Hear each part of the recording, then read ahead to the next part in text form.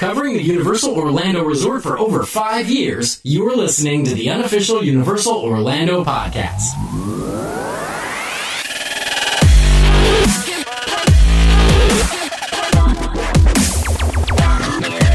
Hey everybody, welcome to episode 239 of the Unofficial Universal Orlando Podcast. My name's Hunter Big H, and with me today I have Sheikah Slate Darren. What's up, Internet? I have Dragon Queen Tracy. Hello, everybody. And I've got Sparkling Tomato Headley. I knew I was going to get a bad one. He's sparkling. That's because he's listened to that last show and he knows that roast's coming at some point. Oh, yeah. Oh, man. What's new, guys? Not much. What did I miss last 2 weeks? Tracy came up with the idea that potentially we might do a roast of everyone, which could be fun. Yeah. It could be. But you're not doing me because I can't take Could be it. show ending. We'll see. Couple of guest spots recently. Darren, you were on Universal After Dark. Was I? I don't know. Yeah, I'm sure if It's anyone... a fever dream. It was a strange intro because everyone who listened to it thought, hang on, I thought this was Universal After Dark, and hang on. Yeah. Whoever did your impression was spot on, though. It sounded just like you. I know, that was Craig Lucas, An hour and a actually. half. Yeah, Craig did mine. I did Lee. So it was crazy. Oh, it was hilarious. And then I did, I got to cut loose a couple of weeks ago. I was on Hunter's little side project, this Grim Grinning Horse. It was quite liberating, actually. Right. Had a lot of fun. It was. So that wasn't the last episode, it was the episode before last, because that went up before my trip, so. Yes, it was, yeah. It was fun, because I didn't care, so I just went off on it. Well, now that we're back all on the same page, let's try to maintain some sort of ebb and flow here. Why don't we go ahead and start off with some Producers Club's birthdays? I think that's a really good That was idea. easy for him to say. Well, this month we only have the one, and that is Laura Corcoran. And her birthday is March the 17th. That's St. Patrick's Day. Is it? Double celebration. Woo! Happy birthday! Happy birthday. Happy birthday! Have a great one. Yes. Yeah. And if it is St. Patrick's Day, get bladdered. If that's your thing. And if it's not, drink Coke. And Or Pepsi. just have a green Pepsi. Yeah. Yeah. But have you ever mixed Dr. Pepper and sweet tea? No. Why? Whoa. That'll make sense in some context to like 3 people. Oh, it made sense to me. All right, then. Well, happy birthday to you. I want to start off things a little bit different. I've actually got an email from Kelsey that I'd like to read off. She says, hello, UUOP. So finally booked our trip to Universal the other day. We are going September 16th through the 20th, which I just found out is the first weekend of Halloween Horror Nights. Woohoo. So my questions are, is this a bad thing? We are staying at Hard Rock for 4 nights, so we will have express for the parks, but does this mean things will be super crowded? Secondly, would this be a good weekend to go to Halloween Horror Nights? We have never been and always really wanted to. It is our anniversary week as well, but with it being opening weekend, I don't want it to be a horrible experience. Question number 3, when should we buy tickets, now or while we are at Universal? Thank you guys for all that you do. The podcast is still my number 1. Little heart emoji, Kelsey May. Aw. So question number 1, well, Darren, you might be better suited to this one, but I always assumed Halloween Horror Nights, events nights, the actual days are going to be shorter, so less people are going to show up. Would you agree with that? Well, yeah, the opening weekend, the opening night is kind of busy now. There's a lot of like really dedicated fans that want to be there opening night to see everything. So that has gotten a little busier than it has been in the past. Mm-hmm. But More any so other subsequent during days that weekend will clear up quite a bit. Mhm. Gotcha. I will say, just from listening to numerous podcasts last year, it sounds like Halloween Horror Nights has become this huge, just general media event, and they have all sorts of celebrities and kind of like media hosts there the very first night. So that's probably going to be one of the nights you're going to wait the longest, I would say. Yeah. I don't know if the media event really will hold you up too much. They usually get them through the lines really fast, but the thing is a lot of people just go on that opening day. So it's not. I don't think it'll be overbearing, especially if you have Express. Anytime you have Express at Horror Nights, really isn't too bad.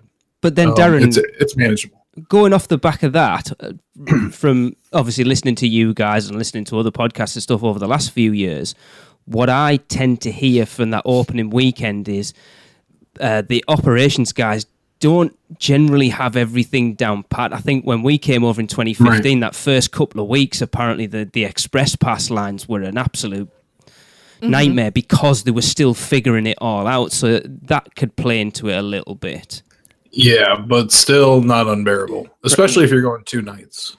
You can take it a little bit Theirs was 4 nights, so they could go more than one night, and then it's, if they can afford to, go more than one night. They've got the express as well. They can just split, look at the map and split it up, if that's the case. But if it's your only opportunity to go, just do it. That's it. Exactly. Yeah. If you've got the option to do Halloween Horror Nights, do Halloween Horror Nights. Yeah. Going and having a bad night, in my opinion, is better than not going at all. Yes. And the fact that you stay on site, you've literally got a 5-10 minute walk back to the Hard hotel Rock as well. Yeah, it's perfect. We stayed there last time. It was great. I just say go for it. But that's because I really want to go back. Just do it. Do it for me. That's to say, if it's the difference between going and not going, I would always say go. Yeah. But do all your prep work before you go. Stay and make sure you do stay and scream and all that stuff.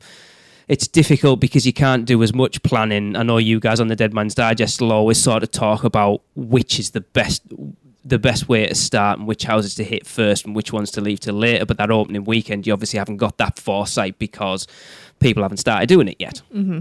Yeah. So when all else fails, Finnegan's. Yeah. When you don't know what exactly is going to happen, go to Finnegan's. It's a good holding area, and you can eat food and drink. Yeah. If you can get a table. So. Oh, you get kicked out like we did. Tickets, buy them now. Yeah. Don't wait till you get to the park. I don't actually know where Kelsey's from, but if I think she's in the US, but definitely if you're coming from the UK, definitely buy your tickets before you go. But I'd say get them anyway, and then you know you've got them. Especially if it is opening weekend. I'm surprised she doesn't already have her tickets, because if she's booked the hotels, doesn't she receive a pretty good package rate on the actual theme park tickets? I didn't think so. I don't know. Especially with Horror Nights. Don't they normally do Horror Nights packages as well, specifically? They have started doing them, yes. It was just at Royal Pacific, though, last year, wasn't it?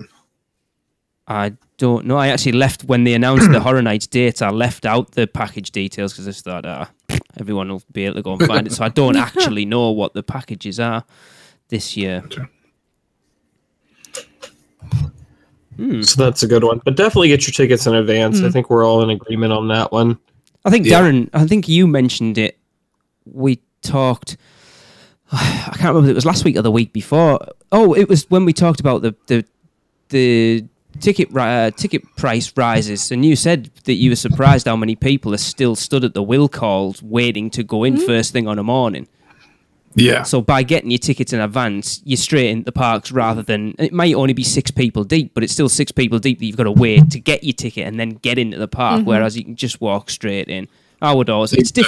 It's difficult for us to sort of advocate any other way because we get such good deals over here. We would always buy our tickets in advance.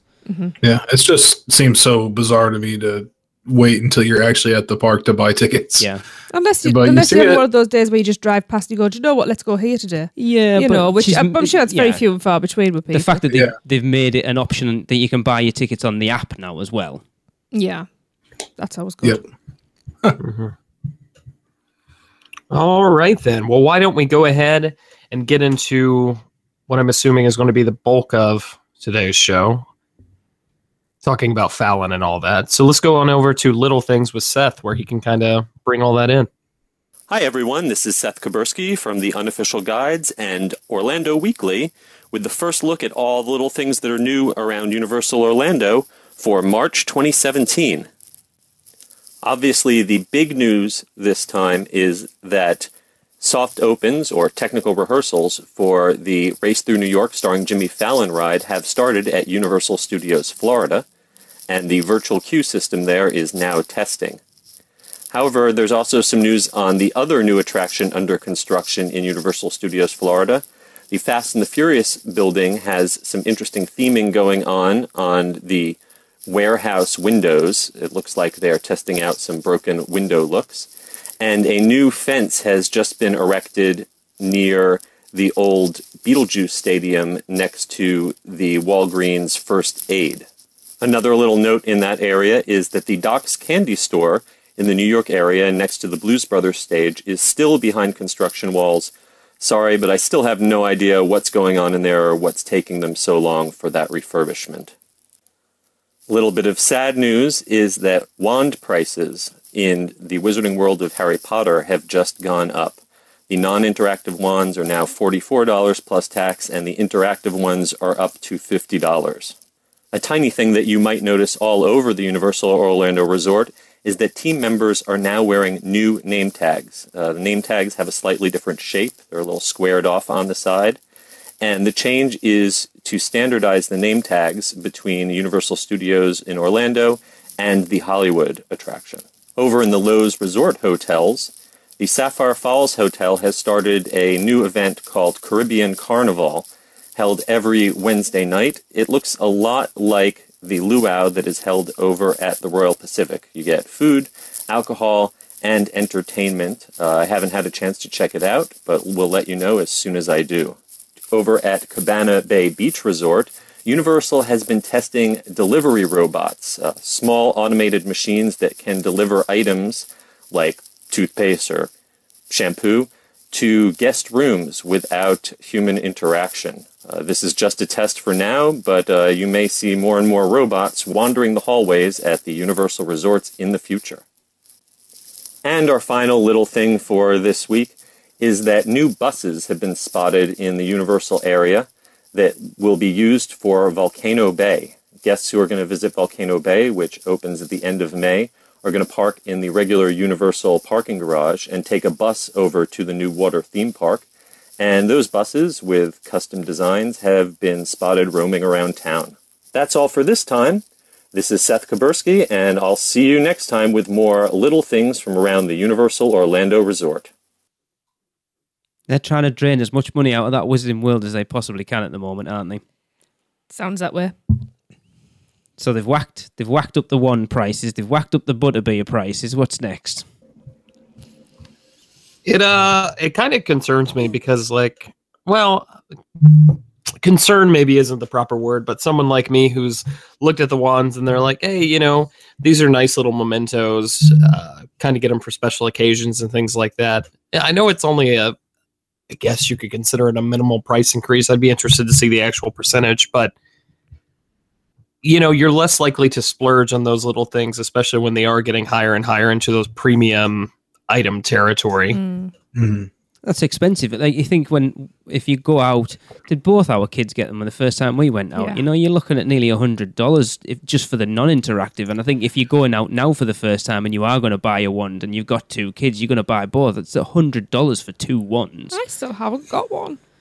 Yeah. Plus a butterbeer each, plus everything Ice else. cream, It's butterbeer ice cream expensive. And they're nicely designed, but let's be fair here. The wands are usable at this one location, or if you get the non-interactive wands, then they kind of just sit on the shelf and look nice. Yeah. It's not a necessity by any means, but I guess it's no less practical than something like Mickey Mouse ears or anything like that. Exactly. Yeah, they all end up sat on a shelf or in a cupboard at home. Yeah. Yeah. They're little fiberglass pieces, and they're nice to look at, but they don't really serve any practical purpose. But, I mean, that could be said for any souvenir in the theme park world, yeah, minus, like, clothing. Yeah, Not literally. even fiberglass, resin cast. So they're Yeah. very easily breakable, too. So when those kids bring them home and start playing with them, snap. There's no magic comes out at the end of this, so I'm just going to whack you around the head with it. There's unicorn hair in this one, right? Yes. Snap. Yeah, I wonder how many kids have done that. Oh, what's in the middle of my wand? You know, I've kind of thought about it myself, but Or they can reenact the most frustrating part of the film series where Harry just snaps his wand and throws it, or snaps the Elder Wand and throws it off the side of a bridge. Yeah. Yep. I'll pretend to be Ron. Wrap it in sellotape. Yep. Yep. Yeah, lots going on still, though. Yeah, sounds that way. Definitely. For sure. So let's go on ahead, because I did pick that segment on purpose because Seth kind of brought it up real quick with Jimmy Fallon. We actually have our YouTube videographer / corresponder / friend of mine, Kenneth. He's already seen Jimmy Fallon like almost 10 times. So he's excited to talk about it. So we're going to play that review for you all. Hey, UUOP. It's Kenneth, your trusty YouTube videographer here. So Lee asked me to review the new Race Through New York starring Jimmy Fallon, because I've gotten a chance to do it quite a few times. 9 times, actually. So I've had some time to think about it. I've given it a few passes. Let's build it up. We'll do it this way. We'll just say, so the experience. This is how it works, all right? Ready? So far, I don't think they've used any of the virtual queue. This is off to a bad start. I liked it, okay? Fine, there. I said it, all right? Are you happy now? I said it. I like the ride a lot. But not just the ride, the whole thing. Because I think that this is actually the first Universal attraction, or maybe any attraction, that the ride, the thing is the whole thing. It's a whole package deal. So, like, you really have to judge it based on the moment you enter the building to the time you get into the gift shop. All of that is the attraction. It's not just the ride. Because it's a really new approach, and I think that's what I like so much about it, is like, I walk up there and I see a 90-minute wait, and I'm like, cool, and I go right in. So, breaking it down, you walk in, and you get the colors. I think, well, let's assume that no one knows what I'm talking about. So you walk in, and you're given a card as you enter. Each person who enters the building is given a colored card. I think they also have been called peacock feathers. They're not shaped like feathers, though. But they are color-coded to one of the 6 colors in the NBC logo, in order: yellow, orange, red, purple, blue, green. So those are the colors that they use. And so when you enter the room, it's all colored to one of those colors. So when the lights change to the color of the card that you got, you can go upstairs. But in this downstairs lobby, you have a Tonight Show museum, basically. Each of the 6 hosts of the Tonight Show has their own display, and with props, and they're playing clips on a TV that one might have watched, or one would have watched, that iteration of the Tonight Show on. So, like, you know, Steve Allen's Tonight Show clips are on, like, this really old-fashioned TV, black and white clips. You can barely tell what's happening. And then, you know, you have all 6 of them. Conan's in there. Probably my personal favorite. I love Conan. That's not important. So you hang out in that room. And I gotta say, it's everyone I know who has been there and has been to the real 30 Rock in New York says that it looks exactly like the real thing. Which I know Universal's knack for recreating real places, and they're very good at it. And they, I think, nailed it on this one as well. So anyway, so let's say you got an orange card. The lights have turned orange. You hear the bum, bum, bum. The lights are now orange. Now you get to go upstairs. Upstairs is probably the best thing out of the whole attraction. I think the second floor is the main event, more than even the ride is. This is where you have interactive touch screens with, you can play games. They're very, like, you know, kind of like app games, like the kind of game you would play on your phone. You can watch clips from the Tonight Show. You can read thank you notes, and you can also look at what the latest Tonight Show hashtag was. For some reason, you can't look at hashtags, though. I think that's one of the only things wrong with those touch screens is they just tell you what the hashtag is, and they say, hey, tweet us with your hashtag. But they don't show you even any previous hashtags. So I think that screen is kind of a waste of time. Don't even bother looking at that one when you go. And then there's couches. You can charge your phone. It's like a lounge. It's great. Like, I would hang out there even if I wasn't wanting to go on the ride. This is just a great place to hang out. Very inviting. There's music by The Roots playing. It really feels like a lounge. Like, the only thing I'm missing, honestly, is a bar. Like, if they built this exact same room at one of the hotels and they added a bar, I think it might be one of the more popular, it would be my favorite bar. I would be there all the time. So, at the far end of the room is a room with a stage. There's a stage there. There are 3 screens playing clips from The Tonight Show. And every now and then, a barbershop quintet will come out called the Ragtime Gals, and they will do a cappella songs, or they'll do lip sync battle, or history of rap, or classroom instruments, and then hashtag, the panda comes out and dances and does a meet and greet around the room. This is honestly the best thing about the entire attraction. Like, this is the main event. When people leave early because their color was called and they missed the show, like, you are allowed to wait longer and watch the rest of the show if you want. That's allowed. I don't know how happy they will be with you, but really, like, I think it's worth it. You should wait until after hashtag dances, get a picture with him, and then go on the ride. Because this is the best thing. It's the best thing about the attraction. I love it. You can see so many videos online already, including mine. It's just phenomenal. It's my favorite thing in Universal right now. Like, I'm going to keep going back. Actually, I have gone back to watch the Ragtime Gals and then leave without doing the ride. I've done that. I've seen the waiting area 10 times. I've ridden the ride 9. So that'll tell you something. But then we get to the actual ride. When your color is called, you go, you return your card. This is the only time where you actually wait in a line, because you have to queue up to go and grab your glasses. They sort you into your rows. You watch the pre-show starring... It's like the opening of an episode of The Tonight Show. It's fantastic. You have the Roots. You have Jimmy and Steve Higgins. And it's great. I should also preface... It's too late to preface anything. I should also say that I have always been a huge fan of Jimmy Fallon since he was on Saturday Night Live. I've always loved him. I am a huge fan of NBC as as a historical entity in the world of television and entertainment. NBC has had some of the best shows, I think, ever. It's my favorite network, and I love the legacy of The Tonight Show. I respect it a lot, and I really enjoy it. So, with all that being said, I think this attraction was like kind of tailor-made for me. I would understand it if there are people who get on the ride and leave disappointed. That makes sense to me, but I personally love it because it's The Tonight Show, it's Jimmy Fallon, and it's just silly. Like, the thing about the ride is it's very similar to Minions, except the whole theater is one vehicle rather than this, 4 across and 6 back in Minions. It's only one, and it seats 72 people, and it's a recreation of the studio seats at Studio 6B where The Tonight Show is really filmed. Like, you're sitting in those seats. And it's a motion simulator. And anyone who thought it wouldn't be was being maybe too optimistic or fooling themselves. I don't know.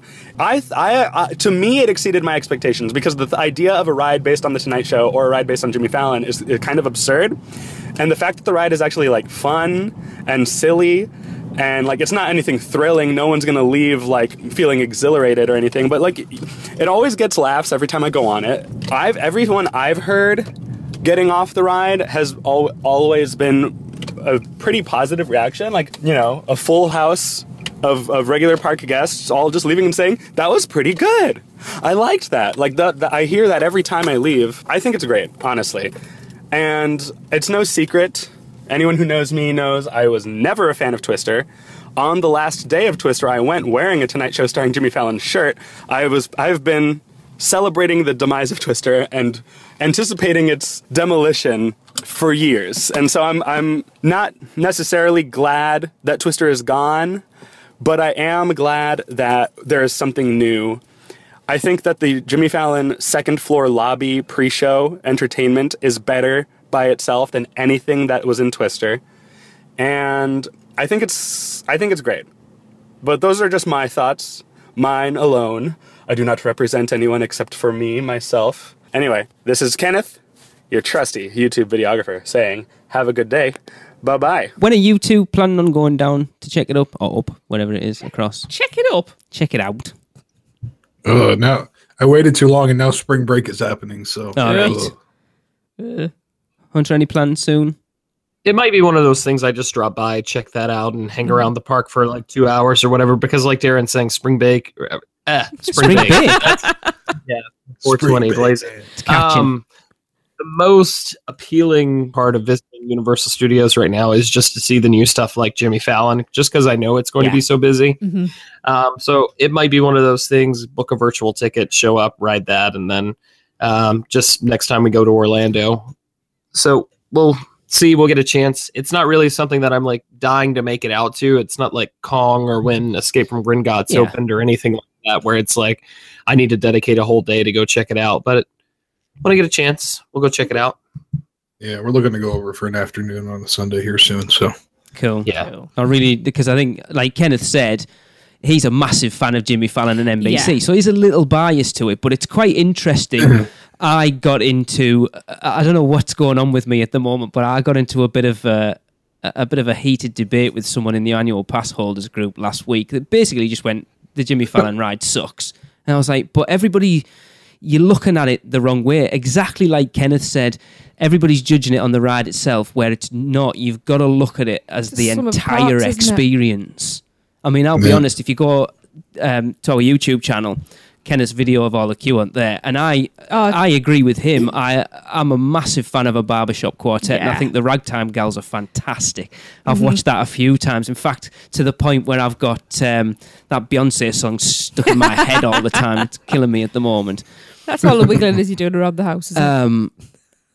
I'm excited to ride it whenever the hell that'll be, but basically the guy I had an argument with said it should be better than it is, and the conversation kind of went back and forwards. But you can't expect every ride to be a knock it out of the park e-ticket attraction. And he was like, well, why not? It's because that's not how theme parks work. To which he come back with, just because that's not how they work doesn't mean we can't expect it. They said, but if you had a theme park full of, there's actually another guy came in and took my back a little bit and sort of said, if you had a theme park that was all e-tickets, you'd have a park with 4 rides in it, because a theme park can't afford to put in these massively themed, massively expensive rides. So you have little attractions like this that take people out of the other rides and stuff. And I basically said to him in the end, I appreciate your comment, but if you don't like it, that's fine. Enjoy the fact that it's taking people out of the rides that you want to ride.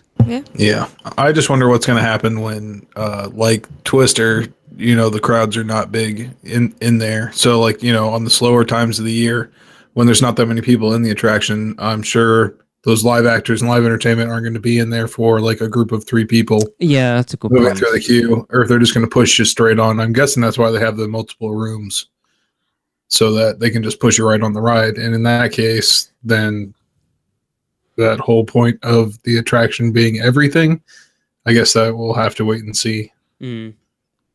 But it's kind of like, I think it was Craig said it on Universal After Dark, he equated it to Disaster, where they kind of had it was set up very similarly, where they didn't push you into one room, like that first room, until they had enough people. So potentially they could do the same if they wanted to. So whereas in the space of 10 minutes, you might have 2 colour changes when it's busy, at a slow time, that 10 minutes might only see 1 colour change to get 2 groups of people going that effectively then becomes 1 group rather than it being two. Do you know what I mean? Yeah.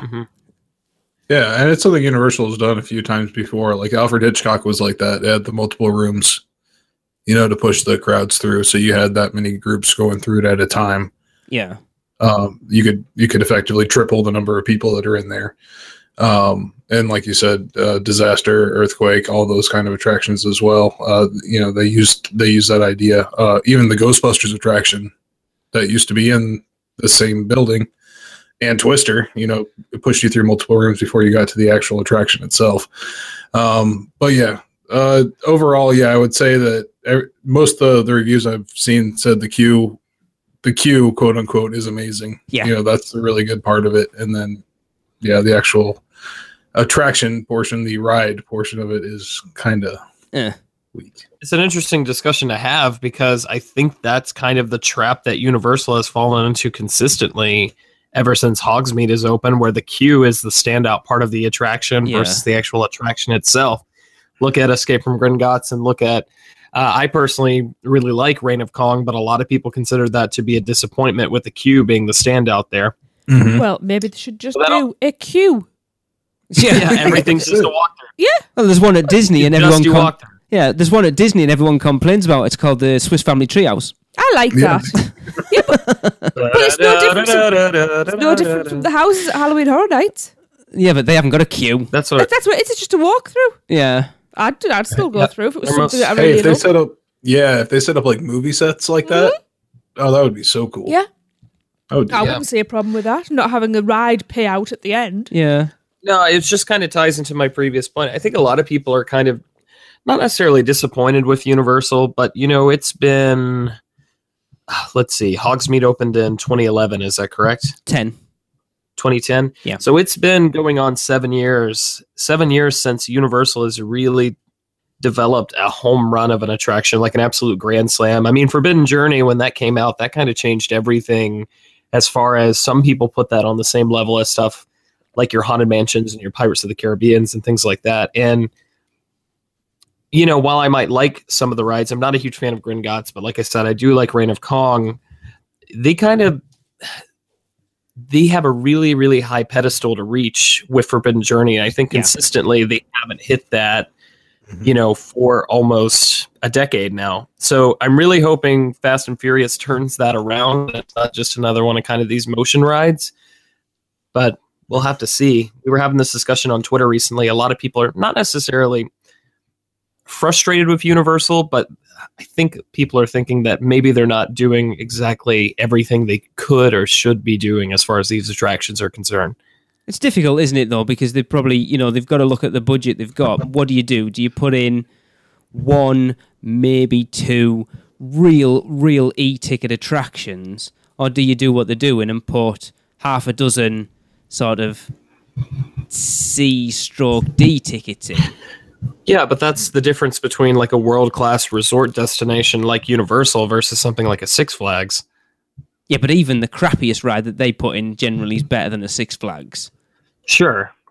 But if you want to be the competitor to the mouse up the road, you're going to have to consistently deliver a product. Now, I'm not saying Disney has delivered anything spectacular since Everest either, which that's, going on 2006?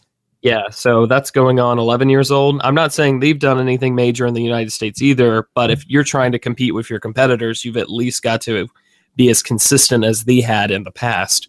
Mm-hmm. Yeah. In fairness, though, we watched the thing. There was a news broadcast thing, whatever, on Inside the Magic Post at the weekend that they got to have a wander around Avatar Land. I think it looks stunning. Yeah, it's... Now, that said, I think Diagon Alley is absolutely stunning as well. And I'm kind of worried that, not to go too far off on a tangent, I'm kind of worried that Avatar is going to be the same thing. It's going to be kind of a mediocre ride with this really cool land with a bunch of shops. But so we'll have to wait and see that one. You talk about Gringotts as well. The difficult with that is, you saying you don't like the attraction that much, Hunter, but would you have rather that they pulled budget out of Diagon Alley to make that a better ride, or are you happier that it is what it is? That they cut corners in the land itself to make a better attraction? So that's the interesting discussion, isn't it? Because if you would have given me the option between actually fully enclosing Diagon Alley and shielding it from the rest of the park or enhancing the actual attraction, I'd probably go overall towards increasing the actual land itself, or enhancing the land itself, which I think is ultimately what they did. But with their cash cow being Potter, and Potter as big as it is, they should have been totally willing to put as much money as absolutely possible behind that. I understand it more with an attraction like Kong, where Kong's not really... I mean, at the time, Universal was signed up to help release the new movie, which I still want to see. Supposedly it's pretty good. It looks awesome. Yeah, it looks great. But...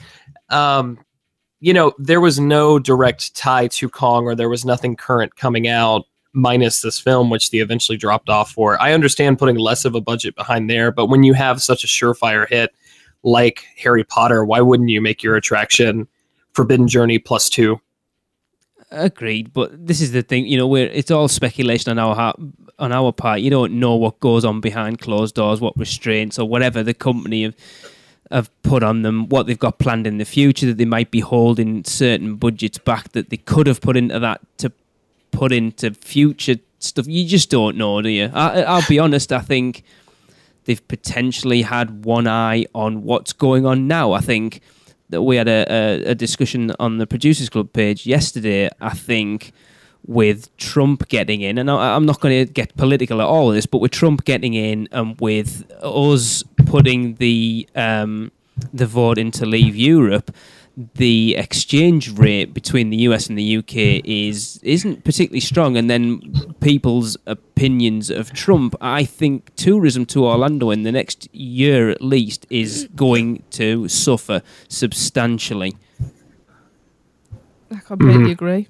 So maybe they've got one eye on that. You can't say that for like Gringotts and stuff like that, but potentially for what the, you know, with Fallon and what Fast and Furious is going to be, and then anything beyond that.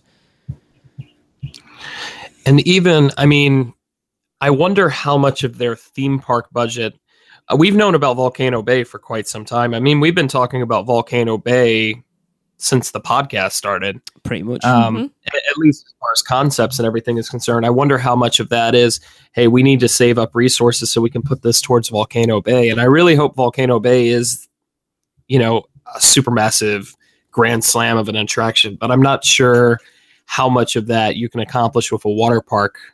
It's going to be unlike anything we've ever seen if they fully nail it. So it'll be interesting to see what happens there. But I do think a lot of people are kind of riding off of what happens with Fast and Furious, because at that point, you know, you've almost hit the 10-year mark. And if you haven't delivered something on the scale of Forbidden Journey, I think a lot of people are going to consider you a one-hit wonder, at least for a while.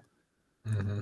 And sadly, I just don't see how they could. I know that it was going under, I mean, the rumor is it's going under a lot of retooling. Yeah. From what we originally, you know, thought was coming as far as like the Hollywood attraction was concerned. So, well, it was supposed to be opening this year originally, wasn't it? And they've knocked it back till next year now. Yeah, but just having not heard any more rumors about any new ride systems or anything going in, I am definitely concerned about it. Yeah, I think if it's just another bog standard Universal screen-based attraction, you know, I'm the biggest defender of Universal, but even I'm getting to the point where you have to concede that they are getting a little too screen heavy. And I think with Avatar opening and hopefully with what they do with Star Wars, it's going to push Universal. You need that next renaissance of going back to animatronics, because that Navi animatronic Avatar are just stunning. However, that is the only audio animatronic that's going to be in the attraction, which when it costs millions and millions of dollars, that's understandable, I guess. But it's some sort of, I mean, I like Transformers plenty enough, but if they would have actually incorporated that Optimus Prime audio animatronic like it was rumored, I think a lot of people would have a higher opinion of it. Or like, that wasn't a rumor. It's the Kong effect, if you will. Yeah, that Transformers, the Optimus Prime, wasn't a rumor. They built it. I think it was Brent Young we had on when he worked on the Madagascar ride at Singapore. He told us at that point when they first built it for Singapore, they built that audio animatronic and it just wasn't reliable enough, because basically what they said was with it being the finale of that attraction, that if it didn't work, it would basically, you'd come out of that attraction like, oh, the end's done. Whereas at least with a screen, you know it's going to work time after time after time after time. So you can understand when things like that do get cut. For sure. It's just, if you're going to maintain that argument about the audio animatronics being hard to maintain, then at the very least you need to maintain your projectors. Yeah. Because Forbidden Journey, and supposedly the projectors have received an increase lately. Yes, but you've got to stay consistent with that. I think it was Seth posted yesterday, he was out there saying, I think it was the Whomping Willow wasn't working, but the projections look really, really good. So, yeah. That was us talking about Fallon. I like to think Simple has that audio animatronic Optimus Prime in his backyard now. Yeah. Just hanging out. A little freedom fighter. Every morning, just stretch, go out there. What's up, Optimus Prime? Imagine what that finale would have been like if you'd have had a, not necessarily full size, but a huge animatronic of Optimus Prime roll up and transform in front of you. You'd be like, holy crap. Yeah. I think Darren agrees with me in this, because Darren and I, full disclosure, we've been spending a lot of time with Zelda Breath of the Wild lately on our Nintendo Switches. Get at us. Anyways, I really think Universal's next big thing is Nintendo, and if they fully deliver on a Mushroom Kingdom or a Hyrule, I think that's going to be their competitor to Avatar Land. I think we've got to even look forward beyond Fast and Furious, but I'm just hoping not too many people. I think you're going to continue to see growth for Universal, but I think the theme park community and you know, we're a pretty small majority overall, but the theme park community is getting a little tired with Universal's attractions currently. I think Nintendo is going to be their saving grace if they deliver on what people want, which is a dark ride or whatever have you. Yeah, I mean, I think going back, talking about Fallon, I think this is very much a test bed Not necessarily for the attraction itself, but I think the queuing system and stuff you're seeing is very much a test bed for what they're going to be looking to implement in future attractions. I think they've seen the opportunity to put something in to replace Twister that's new and fresh, but also use it as a testing area for the future of queuing. 100%. And I do think, more so than us just being entitled theme park fans, I think the important thing to realize is, hey, we are getting something new for something that's just been kind of sitting in the corner rotting for years now with the Twister Ride It Out experience. Not left to die, but I mean, it's pretty much there. It never had a long wait, and it was never utilized for anything besides a people eater for the really busy summer and holiday season. Yeah. So we do get something new, and that's nice. I don't think Fallon is something we're going to be talking about a decade from now. I definitely think it's going to be replaced with something else before we even hit that point. Yeah. It's only just opened. Can't be talking about closing it down already. It hasn't even opened yet, in fact. I don't think it has a shelf life. I think it's going to ultimately be relevant for a handful of years, and then they're going to have to figure out something to put that in. Yeah. Well, they did say they'd be able to change about like every element of this. They made it very highly interchangeable, especially if a new host takes over. Mm-hmm. Yeah, sure. And this is kind of, at least I'm kind of looking at it like what Hanna-Barbera used to be, and then evolving into Nicktoon Blast, and then evolving into Minion Mayhem. They're going to be able to just fit multiple things into there as time goes on. They know that this is basically probably got a short shelf life, and they're going to have to be ready to retheme it at any given point. Mm-hmm. Yeah. And like a lot of the stuff that's already in the parks, they haven't had to pay a massive licensing fee for it. You know, it's something that's, it's brand owned by the company that owns the theme park. So it won't have cost them that much, I'm sure. For sure. Me personally, if you said we could put all this money towards another new attraction in Universal Studios Florida, or we could use that money towards revitalizing some of their classic attractions like E.T., really doing an overhaul for it, I think we'd all be more in line for that than something totally new. What do you guys think? It's E.T., you're asking the wrong person. Anything. Would you rather revitalize stuff that's there or have something new? I'd like to bring him back.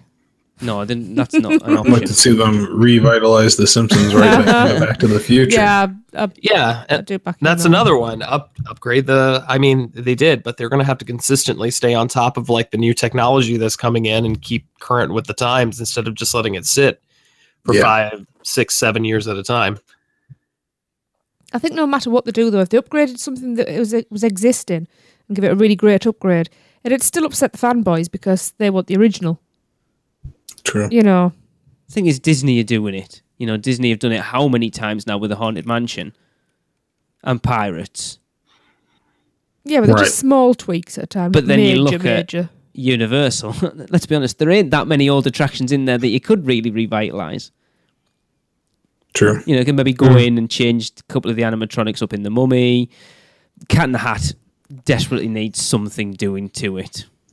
It's just weird where the priorities are, because if you would have told me, hey, we're going to take out Disaster, or if we could use that money towards putting something new in Toon Lagoon, I think Islands of Adventure we've gone over 1 million times over, but Islands of Adventure is really where the help needs to go. Yeah. Maybe they didn't want to do it so soon after introducing Kong, but that's a lot of money, because if they do Lost Continent, or they go in and do something with Toon Lagoon, it's going to be an entire land change. Mm-hmm. So that's not a $200 or $300 million sweep. It's a massive, because that footprint, if you look at an aerial view of Toon Lagoon, just Dudley Do-Right itself, the footprint is huge. Yeah. And then Popeye as well. You think how much area that goes round. That land, I would arguably say that land is probably the biggest land in Islands of Adventure.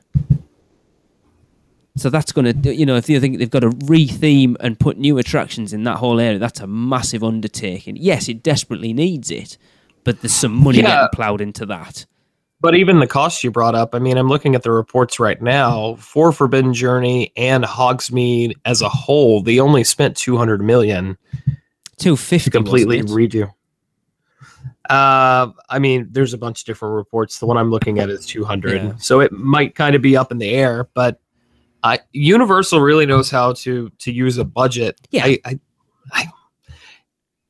Why wouldn't you replace the stuff that's really, really outdated like Toon Lagoon before you go in adding Disaster? While it might not be everybody's favorite attraction, is something that can kind of hold over, and you're keeping the classic fans happy. I think in that case it was. I mean, you got a multi-park deal going there, so you've got the attraction going in Hollywood and here. Yeah. So I think they said, okay, to have the attraction in Hollywood, you're going to also have the attraction in Orlando. Yeah. Where are you going to put that in? And that's where they went, okay, I guess we're going to have to put it in here. Because you're paying for the R&D work once. Mm. It would be great if Fast and Furious was just in the middle of Toon Lagoon, though. Yeah, absolutely. It is pretty much a cartoon when you watch those movies, so you're not far off.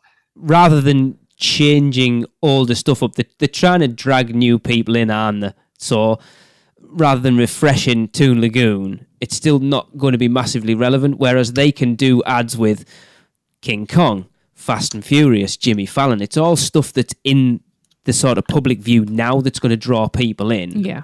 I think they're looking at it that way, which is potentially quite short-sighted, but... Oh, now I'm thinking of a Fast and the Furious Amazing Race crossover. Like Snidely Whiplash and all that. Wacky Races. Yeah, Wacky Races. Yeah. That would be awesome. Wacky Races, that's it. Yes. At least the Hanna-Barbera cartoons are still kind of relevant. The new strip cartoons are completely out. Yeah.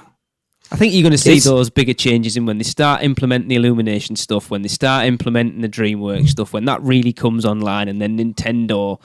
I think they've got one eye on. They've sort of said right from the beginning when NBC took over that we're going to chuck $500 million at the parks every year and put in multiple attractions. But then this Nintendo deals come on. This plot of land down by the Orange County Convention Center has come online. So what their original plan was has now changed, and they're having to sort of look at the budget that they did have and spread it potentially a little thinner than they were originally. For sure. It's just, I hope they don't cut too many corners when it comes to these attractions, because then you're only going to end up, yes, you've got something hot and you've got something that you can put up billboards for and attract people and run commercials. But if the attraction's not that good, people are just going to consistently say, yeah, I mean, they've got all these cool properties, but they keep half-assing the actual attractions. Mm-hmm.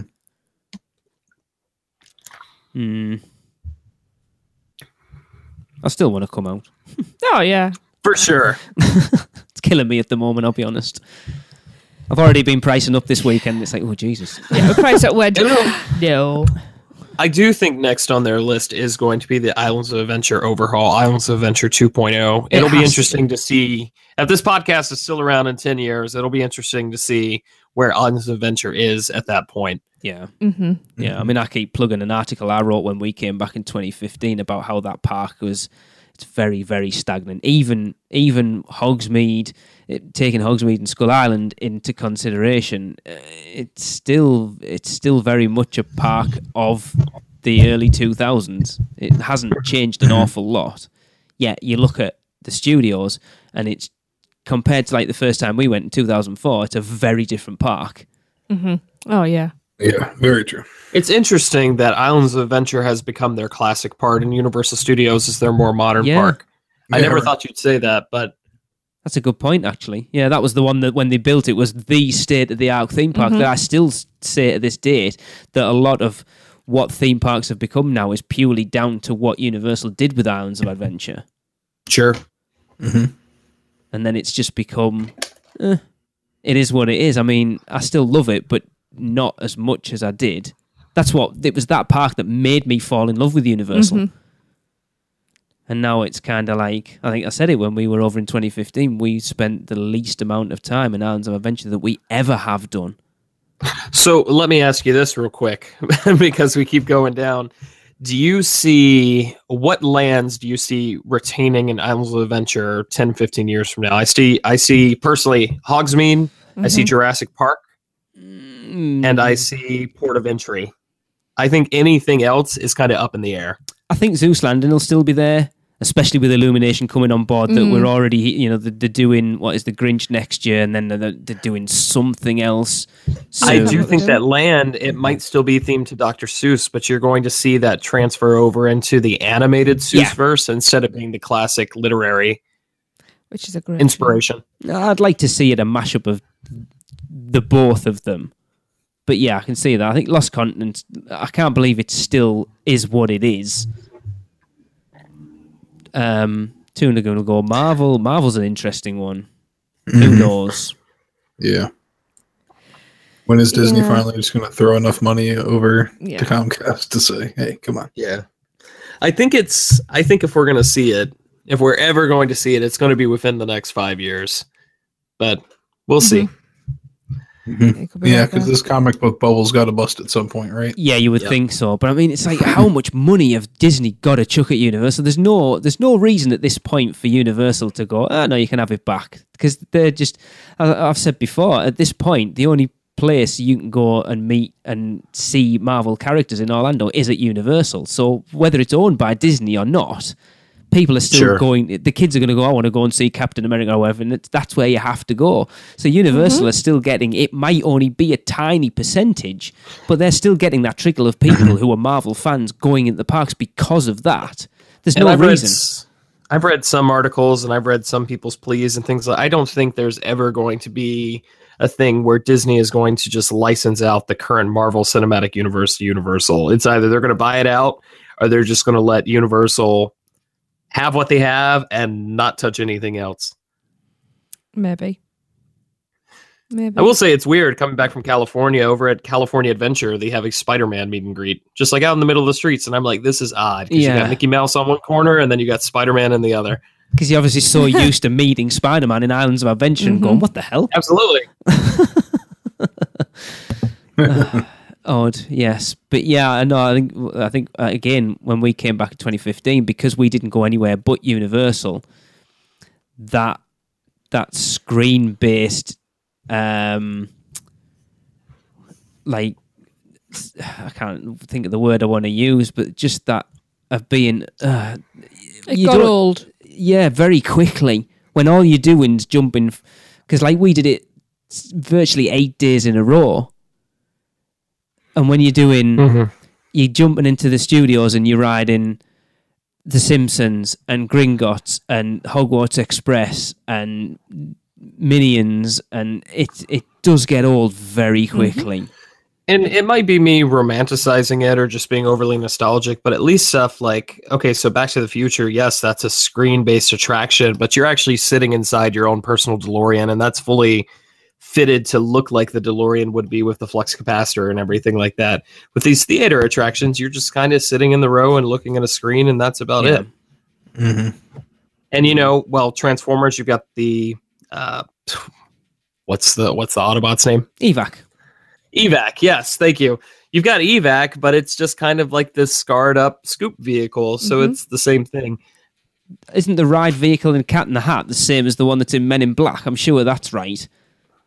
Yes, it's like different variation, but which is bizarre. The Jimmy Fallon thing is just kind of that too, just a big, huge one on one fixed platform, right? Yeah. No, it's a flying theater. Remember, it's supposed to be a Soarin' type attraction. Yeah, exactly. Yeah, it's not. Thanks, world class, first of its kind. Anyway, last time I listened to a Universal employee,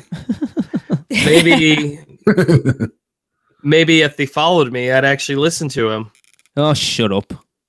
I'm just going to run into the ground at this point. All right. Speaking of running into the ground, I think we've kind of covered absolutely everything with this. Kenneth, thanks for sending in your review. I know. Yeah. Thanks for contributing. We appreciate you, buddy. No, well, none of us have got to ride it, so I knew Kenneth was going out there for technical rehearsals. Yeah, I've got to remember that it is still only in technical rehearsals as well. So why don't we hang out for a second? Let's check in with Maureen at Autism at the Park. Hi, this is Maureen Deal with Autism at the Parks, and I'm reporting from Universal Orlando Resort for the Unofficial Universal Orlando podcast. And today I'm outside the horror makeup show at Universal Studios, Florida.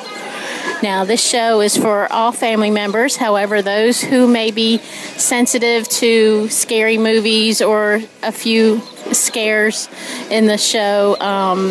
Parental discretion is advised. Guests may remain in their wheelchair throughout, and those with service animals can see an attendant for access information. The show does not have a height requirement, so everyone in the family can attend. Now, I always tell everyone to come see it because it's funny but interesting, and it's a nice stop along the way while you're here at Universal Studios Florida. And this has been Maureen Deal for the Unofficial Universal Orlando podcast, signing off from Universal Studios Florida. I love the horror makeup show. Yes. It's legitimately one of my favorite things at Universal Studios Florida. Speaking of classic attractions, it's gone through a bunch of different incarnations, but the idea of the horror makeup show being a live, more of a comedy presentation has stayed the same. So, real big fan. Yes. Go check that out if you haven't. Yeah, we made sure to go and see it last time because I was messaging Summer Aiello back and forwards to try and find out when she was working it so we could see it when she was doing it. But she's great. Apparently, the dream duo, and I've seen video of it, is you want Summer and Robin because they're hilarious. Yeah. The thing is, the show's great, but also like the holding area, if you like, that's awesome. You can spend a long time in there. Yeah, that's something. It's funny that it's with all the rumours that have been going on around the resort, that's never been mentioned, and I'm sure that was an opening day attraction. Yes. Oh, yeah, I believe so, right? Yeah, it's never ever been sort of the part of any sort of rumour of that going away, which is good. I don't want it to, but there's not enough of that type of thing in the parks anymore. Everybody knows we all love that. I still don't understand why they don't open it during Horror Nights and ramp it up a little bit. That makes no sense. It doesn't at all, does it? You've one and only horror attraction and you close it during your horror event. Yeah. Just give somewhere for people, to escape from what's going on outside, have a sit down for half an hour, takes the crowds out the lines for a little bit. I think they should. Yeah, and just theme it to that year's, movies that they're featuring. So, well, that's it. Because I think we've talked about it before. You've got all your Horror Nights makeup artists, so you can actually have makeup artists in there who work on the event, showing you what they do. I think Darren, we've discussed it on this show before. Basically, you use the horror makeup show during Halloween Horror Nights to promote the event. Yeah. That would be great, and of course, it's very obvious with the number of people that do the behind the scenes tours and that kind of thing, that fans are really interested in seeing how things are made and how things are put together. So even if they're featuring their original houses, and things that they did for that, if it's some kind of licensing issue or something, that would still be awesome. Yeah, because they could change it up every year to sort of maybe do. So, like, say for last year, we're going to do Ghost Town, and you could theme the show for that next year based on creating that original house for Halloween Horror Nights last year. That would be awesome. Universal, we're hired. That would be so cool, though. And then again, if you're doing that during the day, that's also then promoting your event to your general theme park people who are just going during the day might think, actually, that looks really cool. Yeah, it doesn't make sense to me. You can change it up quite easily and use it as a self-promotion tool. Somewhere I know you listen, get on to them. Speaking of scary stuff, Darren, there's a new ticket offer. Tell me about that. I thought he was going a different way there. Me too. Ooh, Universal Orlando Resort has launched a limited time offer for U.S. and Canada residents, Boo. Okay. Yeah. I'll still need the Canadians. Especially since they show such loyalty to you. And no, it's more that we don't get a UK one. Oh, okay, gotcha. Purchase a 2-day, 2-park ticket for as low as $199.99 per adult and receive 2 extra days free. Woo! This limited time offer is valid for purchase through May 3rd, 2017, and is valid for 7 days from the first use. Must be used in full by May 31st, 2017. And remember, it's exclusive to the U.S. and Canada residents. Just wanted to rub that in again one more time. 4 days for $200 isn't bad, is it? What's that? $50 a day? It's not bad at all. No. Yeah. You can afford to buy one of those overpriced wands. Yeah. True. How much is a 4-day ticket normally? Do we know?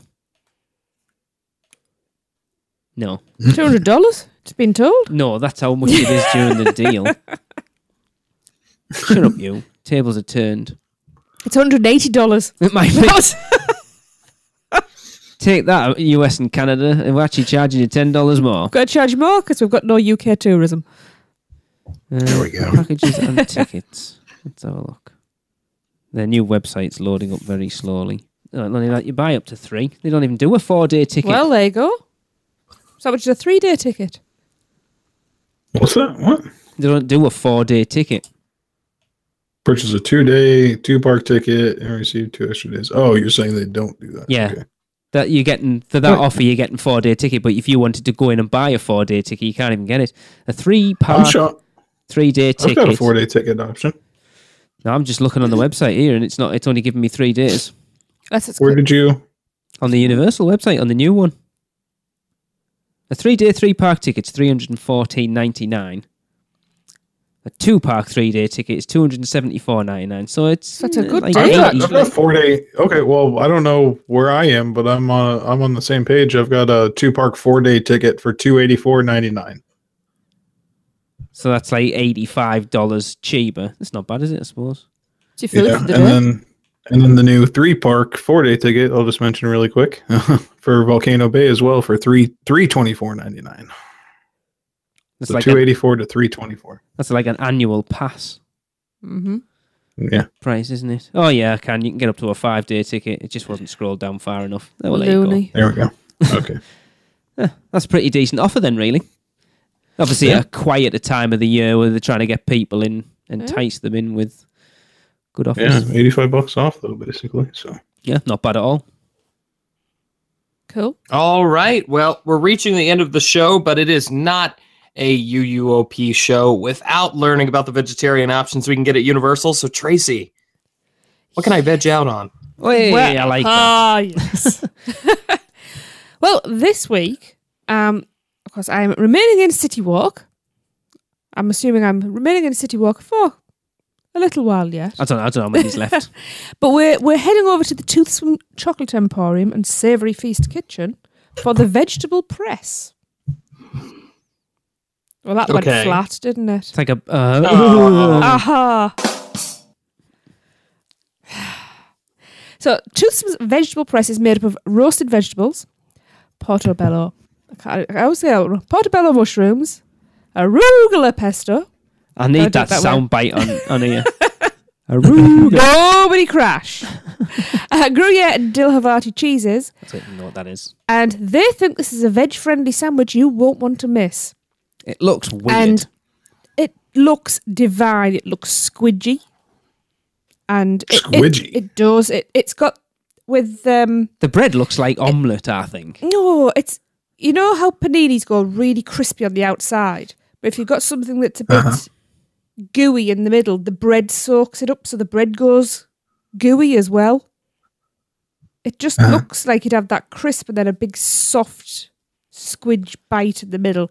It looks like comfort food. I need to start leaving these pictures in for everyone to see rather than just me and you. It looks... It looks amazing. It comes with also the picture is a bucket of fries. What's with serving things in buckets? Yeah. It's also chocolate is vegetarian, isn't it? Milk chocolate is vegetarian, but not vegan. Not vegan, yeah. I would say so. So yum. Yeah. But there's no chocolate in the sandwich as far as I'm aware. Yeah. Well, that chocolate cocktail is probably vegetarian. I highly recommend that. Hunter, have you been to Toothsome yet?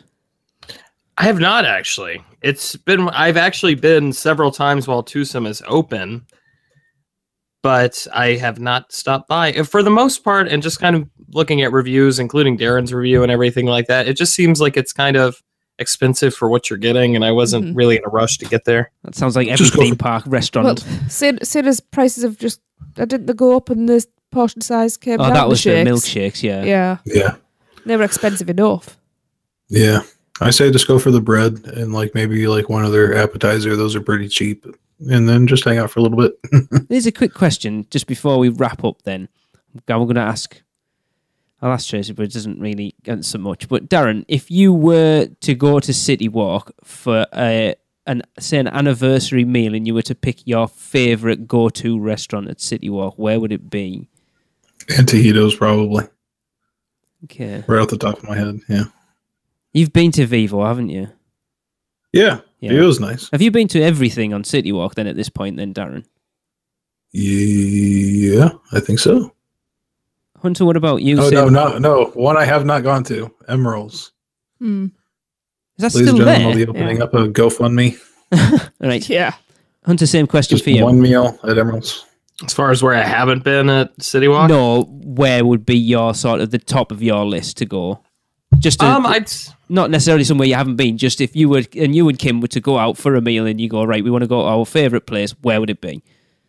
So is that not necessarily a romantic meal then? No, just a where you want to go for a good. Where's your favourite place to eat at City Walk? Ooh, at City Walk, I don't know. We really enjoyed our food at Antojitos. But maybe that's not more of a quiet like date type situation or dinner situation. It's a bit loud in there. Yeah, it's a little loud. Honestly, I'd still really like to. I know you guys have had awful experiences. I'd like to actually visit Galfish at some point. Just check it out, especially now that it's 2 years later. They might have different staff now. I know. I feel like we should give it a second choice, but then the second chance. But the thing is, there's like Toothsome we haven't been to. There's Vivo we never got to. I really enjoyed. Well, we're not NBC. going. We're not going for 3 days next time. You know, there's more than one meal, dear, and I can fit in 2 big meals every single day. Trust me. So what places on City Walk have you not eaten then, Hunter? I haven't eaten at like half the places. I haven't gone to Vivo. Haven't been to Emeralds. Haven't been to Bob Marley's club place. Darren hates that place. No thanks. No. I've got to grow up my dreads first. It's a slow process. We did quite a few of the new ones last time, didn't we? We did Red Oven, NBC. I went to Bread Box recently. I thought that was pretty good. Oh, good. Wasn't very impressed with Hot Dog Hall of Fame. Yeah. See, I saw someone went there the other day. I think they look really good. The hot dogs at Hot Dog Hall of Fame. But I know they you look won't go. So I won't go. I'll have to have something else. I can't go because the spices in them give me crippling heartburn. It's not worth it. I'm really surprised that how much Universal are pushing their vegetarian options at the moment that they don't do a vegetarian hot dog at Hot Dog Hall of Fame. Because you literally haven't got an option for anyone who doesn't eat meat. A veggie dog. Yeah, but they don't do one. You just have a bun. With toppings. Yeah. Toppings, and what do you get there? Potato chips or fries? I don't remember. Actually, do you know what? That'd do me. Just like crunch it up and put it on there. Butty. There you go. Chip butty. Stick with some coleslaw on there and that'll do. Yep. It's weird though. It is because they have really made a big thing about the vegetarian options, and for somewhere like that one of the new ones especially, to not have a vegetarian hot dog's quite a surprise. Yeah. It's interesting. But yes, there's lots of Vivo's top of my list for when we go back. What are you looking like that for? What? Now, just wait for you to ask me. Well, we haven't eaten at most of them, but go on then. Where's your go-to? If you were to go now, the ones we've eaten at. Yeah. And we didn't, it's somewhere I want to go back to, and we didn't eat there last time because there's too much new stuff. And I want to go back to Pat O'Brien's because the food was great. Yeah, it was. The atmosphere was amazing. Yeah. And I really enjoyed it there. Yeah, agreed. And that for me is a place where it could be a romantic date or it could just be a night out date. We were really lucky. It was quite quiet when we went as well, so we got out on that back patio. It was a really nice night, and it was late when we got there. It was lovely. Obviously, we were there for the night drawing in as well. But the food was excellent. The staff were great as well. That's another place I haven't been in and eaten at. I've gotten a drink from the stand outside, but I have not eaten there. Oh, I can recommend the alcohol. Oh yeah, yeah. It's pretty good. Oh yeah, still got the glass. Yeah, I don't know. A hurricane last time either. Good grief, I need to go back. Yep. Look, I'm quite happy. I'm just looking because I want to go, but I don't want to leave you out. I'm not going to be left out. It's fine. I'll have a corn dog. I can eat them, which is weird. Yeah. Then again, the thing is, it's an outside kind of place, so you can either bring something else to it or bring it to somewhere else. Yeah. Too. I'm not going to stop anybody from eating anywhere else. Just get me a beer. I'll be happy. It's just, like I say, it's just really weird that they're pushing all the vegetarian options, yet one of the places has no, like, not most places at least have one vegetarian option. It has nothing. Yeah, to be honest, vegetarian hot dogs are sneered upon. Yeah. And over here, I mean, we have a couple of options and they're not that good. I think you'd rather just have a salad, right? Yeah. than try to eat something like that, like a meat substitute. Yeah. Well, Fat Tuesdays is right around the corner there, and they're also vegetarian. Highly vegetarian. The lovely peach Bellini. I was going to say, most alcohol is. Well, Tracy's already... We had I'm going to be completely vegetarian when we go next time. We had a discussion yesterday about when we finally get back out with kids, and one of Tracy's things was like, do you know what? I'm looking forward to going out, all of us, and being able to have more than one beer. Oh, yeah. That's going to be a blast. Well, you see, the last few years when I've gone out, I've had 3 kids. Yeah, so Hunter, me and you will be the designated prop people up so they don't fall over people. And don't tell the kids. Okay. But I'm looking forward to going back without the kids. They're upstairs, I can hear. No, but I was going to say have an adult holiday again, but that's a different show. But things like, so we can go out with Darren, Hunter and the girls. Yeah. And not have to worry about somebody needing to be in bed, otherwise she's going to be a cow the next day. You know. Indeed. Oh, I need to come back now. Yeah, I know. Come on. It's cheaper for 2 as well. It's very much cheaper for 2. We can come outside of school times, which is the biggest killer. Mm-hmm. Anyway, right, there you go. All right. Sorry, Hunter. I what are we talking about? There. I've no idea. Oh, vegetarian food. That looks good. Eat it. Yes. Yeah. Or drink it. I wouldn't drink a sandwich. You can't drink a sandwich. Well, that is going to wrap up another episode of the Unofficial Universal Orlando podcast. If you enjoyed the show, send all praise to me, because I deserve it. No, seriously, find us, interact with us. We love having you. Join the Producers Club. It's a lot of fun.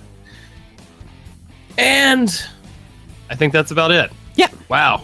This is an awful outro. We've had worse. Like, rate, subscribe, click the bell. Yeah. Make sure to smash that like button. Smash it. Seriously, though, have a great week. See you next time.